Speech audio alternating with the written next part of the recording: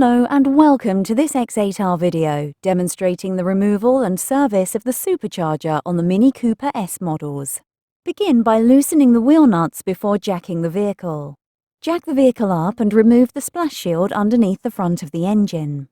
On the rear of this shield, as shown here, there are two Phillips head screws, one on each side of the shield. Loosen these are captive, to release the back part of this shield.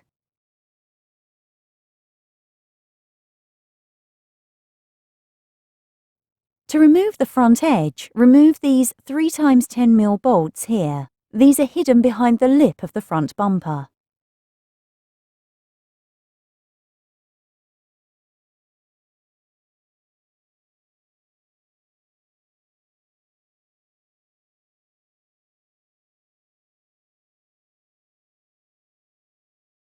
You can then slide this shield rearwards and out of position.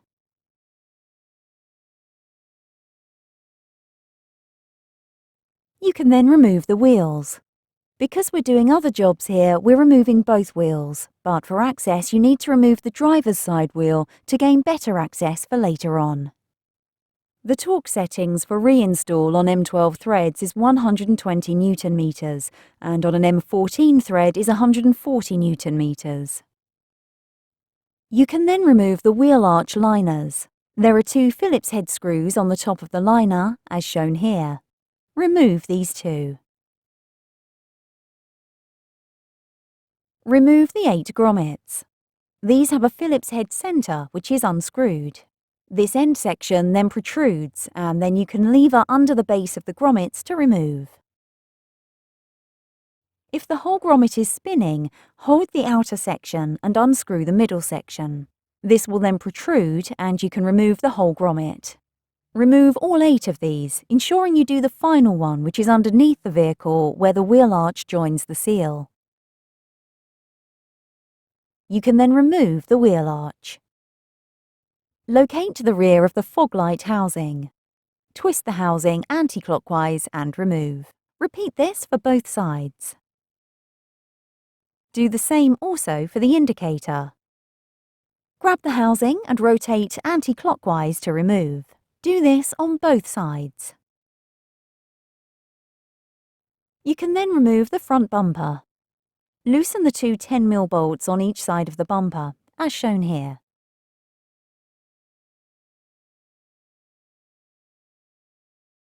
And the two T30 torx bolts securing the front of the bumper.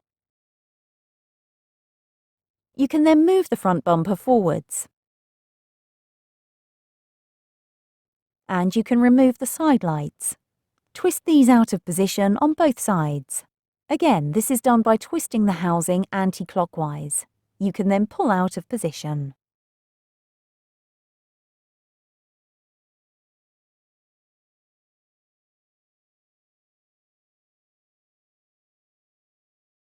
Then, finally, remove the outside temperature sensor. This will slide out of position. You can then remove the bumper, ensuring you cover this to protect it while it is off the vehicle. You then need to remove the front bumper carrier. On each side there are 4 13mm nuts to be removed and 2 13mm bolts on each side to be removed.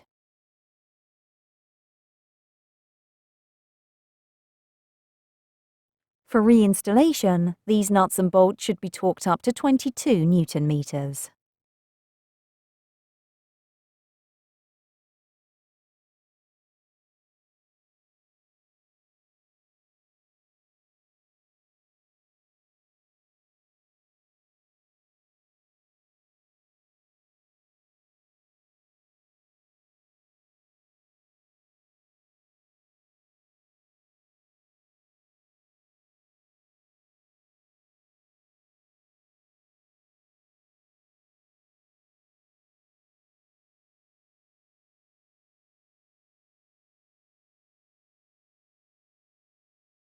Once both sides are removed, you can pull the front bumper carrier out of position.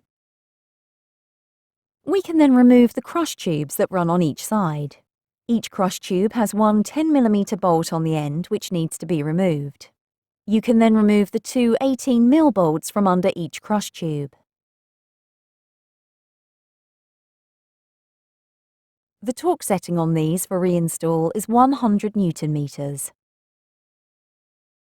These might be quite stiff, so rock them backwards and forwards or hit them with a mallet to release and pull forward to remove. Pry off this hose clamp and pull away the intake hose. Push and then pull back the connector on the horn.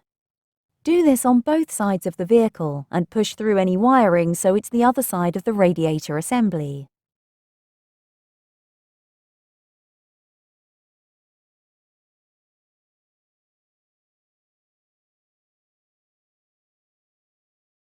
Using an 8mm socket, remove this bolt, which is holding this wiring and the upper radiator pipe in position.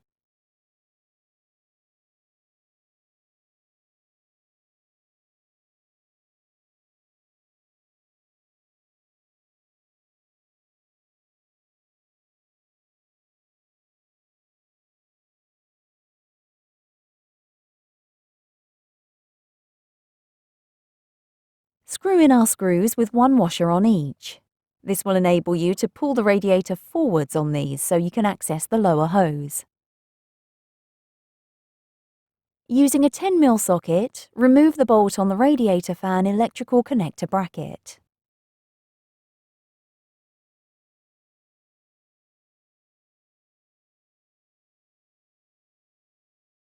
You can then lift the bracket out of position and slide off the electrical connector.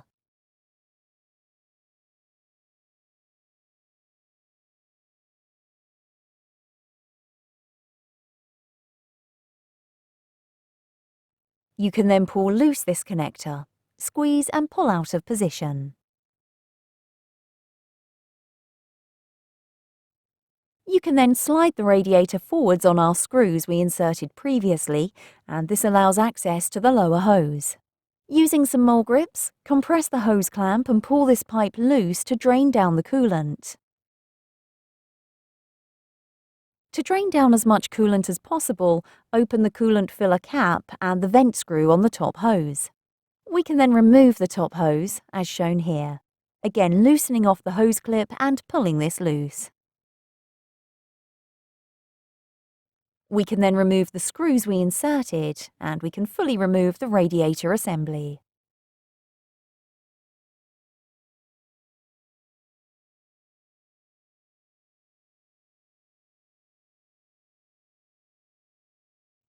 Remove the intercooler cover. Using a T30 Torx, remove the 4 Torx screws, noting the orientation of the cover for reinstall and that the rear screws are longer than the front two.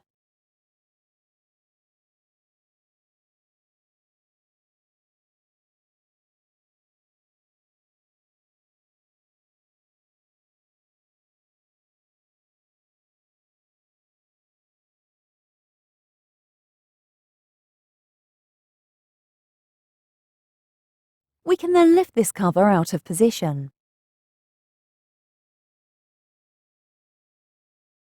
On each side, remove 4 of the T30 Torx screws to remove these brackets.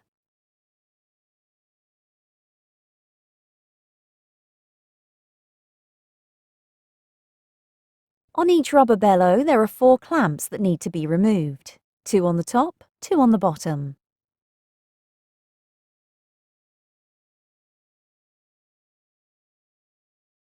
Pull the clamps out of position.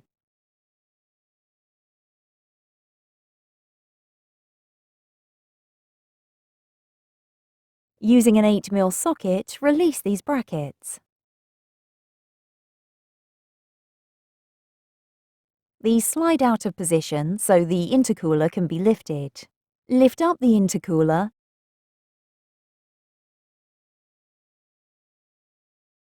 noting the orientation for reinstall, and remove these bellows.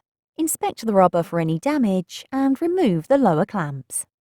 For reinstall, the T30 Torx should be torqued up to 9.5 Newton meters or until an airtight seal is achieved.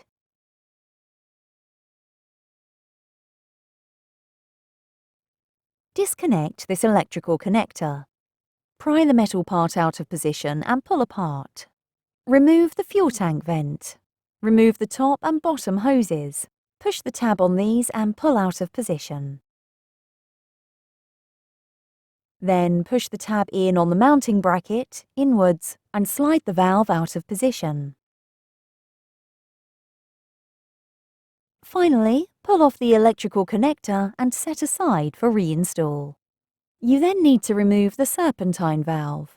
You'll need to use a serpentine tool such as this. You can see on this the 2 pins. These 2 pins locate into the 2 holes on the tensioner arm.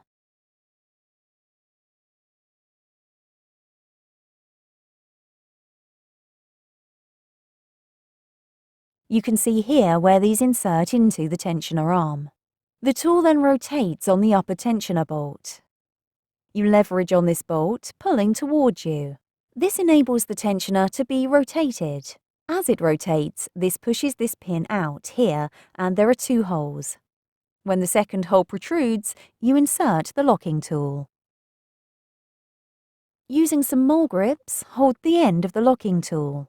As soon as this second hole protrudes, insert the locking tool into here to lock the tensioner. This will release the tension on the bolt and allow you to remove the serpentine belt. And you can see here this pin inserted into this second hole, locking the tensioner.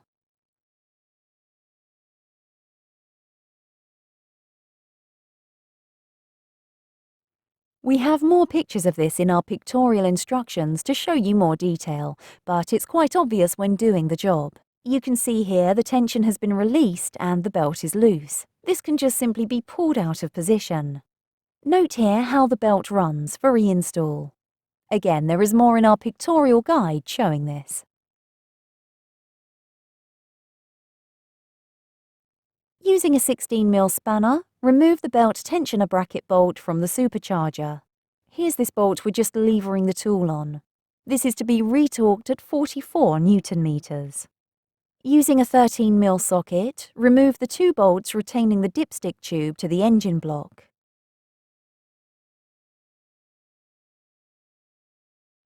Near the lower bolt, there's a bracket which retains its wires. This will simply pull out of position. There are 2 holes that these push into. Just remember to reattach these when reinstalling. You can then wiggle the dipstick tube out of position.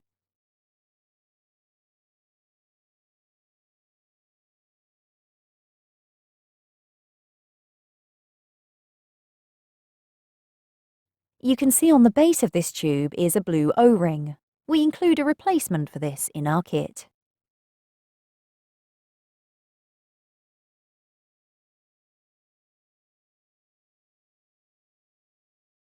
Insert our bung into the hole that's left in the crankcase. This is to stop coolant entering when the water pump is removed. We now need to remove the throttle body. Start by releasing the clamp from the top and the lower section of this hose. Simply put a flat-bladed screwdriver into these clips and you can release these. For reinstall, we include replacement hose clamps. Pull this pipe out of position. On the reverse, you'll find another pipe going in here. Using a pair of mole grips, just release this hose clamp and you can pull out of position. Just take note of this for reinstall and remember to reattach this hose.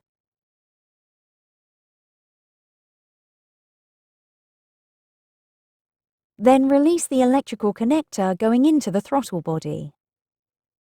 And using a 10mm socket, you can remove the 4 bolts retaining the throttle body. 2 of these go through a bracket. Just remember this for reinstall. And for reinstall, torque these to 9.5 Newton meters.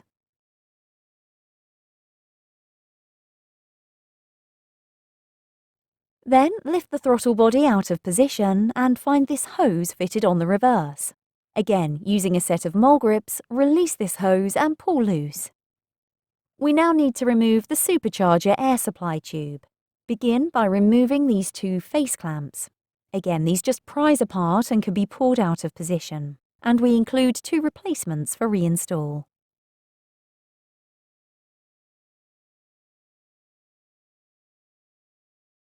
Using a 10mm socket, remove this lower bolt.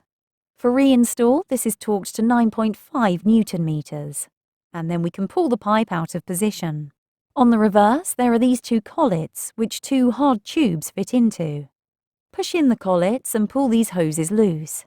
Remember, for reinstall, you can see in here an internal seal. We include a replacement for this in our kit.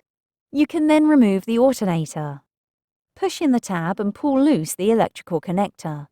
Using a 10mm socket, release the 12-volt lead to the alternator. Pull the lead out of position and put a glove or towel around this lead to stop it making contact and sparking. You can then remove the 3 retaining bolts using a 10mm socket.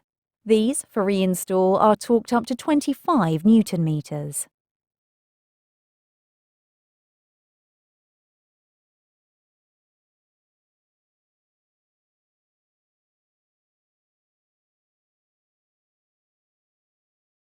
You can then pull the alternator out of position. You can now remove the water pump. Remove the 4 13mm bolts, retaining the water pump to the supercharger. And using a 10mm socket, remove the bolts holding the bracket the water pump sits in to the block. The supercharger bolts are retightened to 25 Newton meters, and the 2 bolts for the block are retightened to 12 Newton meters. As the water pump is removed out of position, the coolant will flow, so take care to catch as much of this fluid as possible. Before reinstalling the water pump, replace the 2 O-rings within the water pump with our replacements. We can now remove the supercharger. Push down on this red collet and pull this pipe loose. Push down and pull out the pipe at the same time.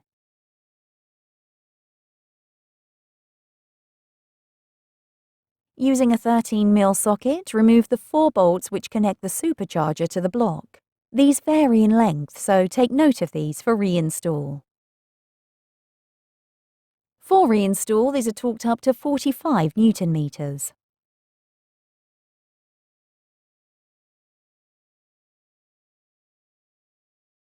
Once these are loose, you can then just simply pull the supercharger away from the block.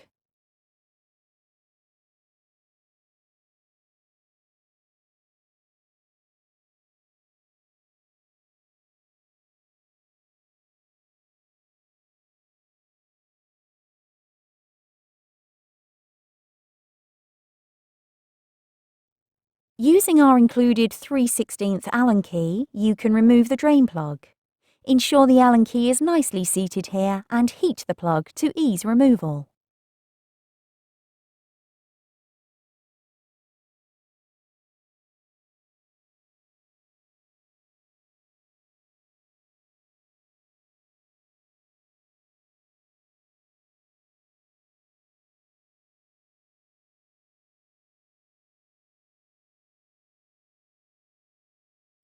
Note the O-ring on the plug.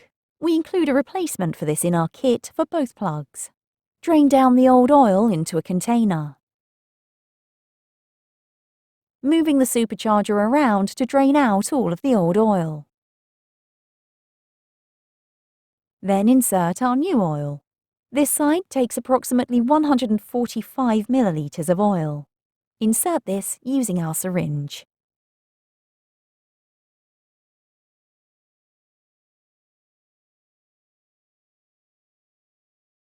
Then tip the supercharger onto its side as it sits on the vehicle. The oil will dribble out. Once it finishes blowing out and just dribbles a small amount from the opening, this is the correct level. Then tip it back on its side and refasten the drain screw. Repeat this process for the second reservoir, again heating the drain screw and ensuring the Allen key is seated well.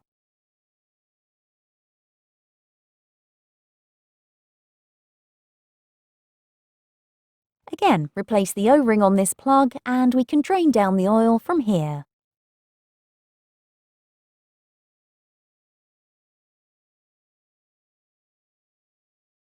Again, moving the supercharger around to remove all of this oil and insert our oil. This reservoir takes approximately 40 milliliters. Then, again, tip it on its side as it sits in the vehicle until the flow stops. and it's just slowly dripping from the opening.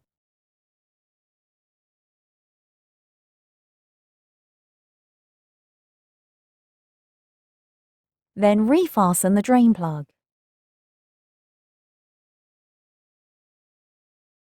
Whilst the supercharger is removed, it makes sense to replace the O-ring on the crank sensor, as this is so often leaking. Lift up the red tab on the connector and squeeze and pull the connector loose. We're using a 10mm socket to remove the retaining bolt. Pull the sensor out of position and note here the O-ring. Pry the old O-ring out of position and fit our new O-ring. Ensure our O-ring is fitted in the same recess.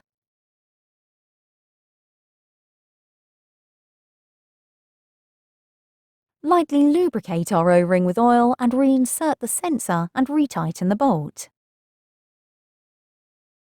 Push the electrical connector back into position and push down the red tab so it's secure.